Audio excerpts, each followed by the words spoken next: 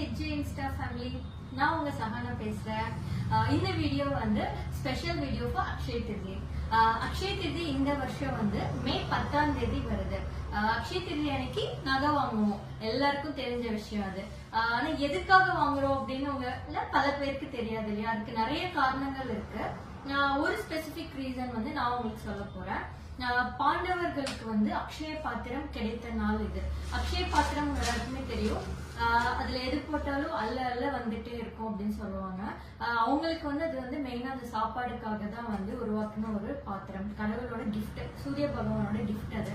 So அந்த பாத்திரம் கிடைச்ச நாள், பாண்டவர்களுக்கு கிடைச்ச அந்த ஸ்பெஷல் நாள் தான் இந்த அக்ஷய திருதி.